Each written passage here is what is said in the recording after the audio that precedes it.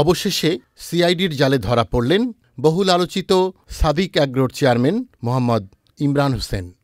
রাজধানীর মালিবাগ থেকে আটকের পর মানি লন্ডারিং আইনে সিআইডি কর্মকর্তা জুনাইদ হোসেনের দায়ের করা মোহাম্মদপুর থানার মামলায় গ্রেপ্তার দেখিয়ে তাকে ঢাকার সিএমএম আদালতে পাঠায় সিআইডি।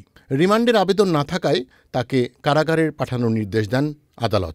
মামলায় ইমরান ছাড়াও সাদিক অ্যাগ্রোর এমডি তৌহিদুল আলম জেনিতকে আসামি করা হয়েছে। সিআইডি কর্মকর্তারা জানান, সাদিক অ্যাগ্রোর মালিক ইমরানকে ১৩৩ কোটিরও বেশি টাকা মানি লন্ডারিংয়ের অভিযোগে গ্রেপ্তার করা হয়। ঘটনায় জড়িত আরও ৮ জনের সম্পৃক্ততার কথা জানানো হলেও সাবেক আইজি বেনজির আহমেদের জড়িত থাকার বিষয়টি স্পষ্ট করে জানাননি সিআইডি ফাইন্যান্সিয়াল ক্রাইম শাখার প্রধান। ওনার এই অবৈধ বিজনেস এবং অন্যান্য সিন্ডিকেটের বিষয়ে মানি লন্ডারিং ইস্যুগুলোতে আরও ৫-৭ জনের সংশ্লিষ্টতা আমরা প্রাথমিক অবস্থায় পেয়েছি। সাক্ষ্য প্রমাণ ছাড়া আপনি তো আইনে কাউকে সম্পৃক্ত করতে পারবেন না, সেইটুকুর জন্য আমাদের অপেক্ষা করতে হচ্ছে। আমরা খুব দ্রুতই আর যারা যারা সম্পৃক্ত সবাইকে আমরা আইনের আওতায় আনতে পারব।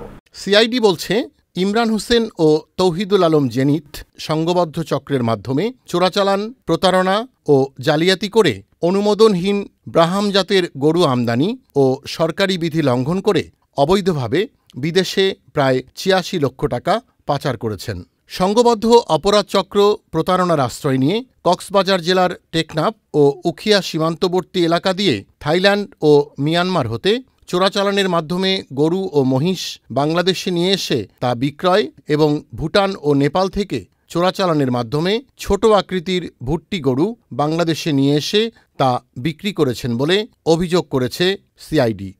সিআইডি বলছে, প্রতারণার মাধ্যমে দেশীয় গরু ছাগলকে বিদেশি ও বংশীয় গরু ছাগল বলে প্রচার করে উচ্চ মূল্যে তা কোরবানির পশুর হাটে বিক্রয় করে অবৈধভাবে আয় করে প্রায় ১২১ কোটি টাকারও বেশি বিভিন্ন ব্যাংক হিসাবের মাধ্যমে স্থানান্তর, রূপান্তর করেছেন বলে প্রাথমিকভাবে প্রমাণ পেয়েছে তদন্তকারীরা।